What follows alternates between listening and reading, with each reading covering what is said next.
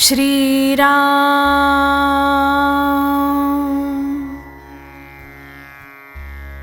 नामात दृढ भाव कसा येईल? नामातलं प्रेम नामानेच येणार. हे प्रेम यायला विषयावरचं प्रेम कमी करायला पाहिजे. दृढ निष्ठा पाहिजे. नामच तारील, नामच सगळं काही करील असा दृढभाव पाहिजे. तो ठेवून व्यवहारातले प्रयत्न चालू ठेवावेत. पण यश देणारा परमात्मा असाच भाव पाहिजे. वैद्याकडचं औषध आपण गड्याकडून आणवतो, पण गुण गड्याने दिला असं नाही म्हणत. याच्याही पुढे जाऊन वैद्याच्या औषधाने आलेला गुण परमात्म्यानेच दिला असं का नाही मानत आपण?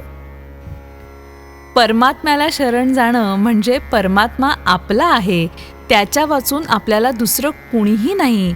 आपण काहीही करत नसून सगळं काही तोच आपल्या हिताकरता करतोय असा दृढ विश्वास ठेवणं. आपण आपल्या बायको मुलांवर प्रेम करतो कारण त्यांना आपले म्हटलं म्हणून. म्हणजे प्रेम हे आपलेपणात आहे. मग परमात्म्याला आपलं म्हटलं म्हणजे सहजच त्याच्यावर प्रेम बसणार नाही का? दुसरं असं की भगवंत हा आपला जिवलग सखा आहे, तो सगळं काही आपल्या हिताकरताच करतो असा विश्वास धरल्यावर काळजीला तरी जागा कुठे उरली आहे? आपली देहबुद्धी नाहीशी होण्यातच आपलं हित आहे. परमात्म्याच्या ठिकाणी आपलेपणा उत्पन्न व्हायला त्याच्या नामाशी पुष्कळ सहवास पाहिजे. सिद्धीच्या चमत्काराच्या पाठीस लागू नये. ती आपल्या मार्गात विघ्न आहेत. उलट त्यांनी आपल्या पाठीस लागलं पाहिजे. एखाद्याला साप चावत नाही, पण त्यात विशेषते काय आहे? सापात काय किंवा कशातही काय? भगवत भाव आपलेपणाने पाहता यावा, म्हणजे कोणीही आपले शत्रू होणार नाहीत. आई आपल्याजवळ आहे या भावनेनं मूल जसं निर्भय असतं ना, तसंच भगवंत आपल्यापाशी आहे या भावनेनं आपण निर्धास्त राहावं.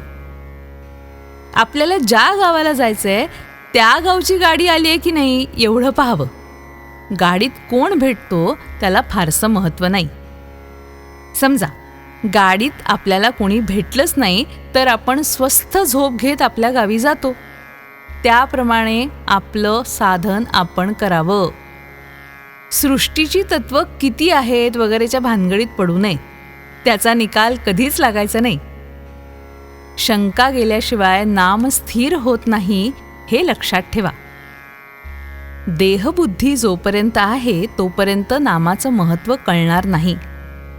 आपला उद्धार व्हावा असं वाटत असेल तर नामस्मरण सोडू नये. श्रीराम.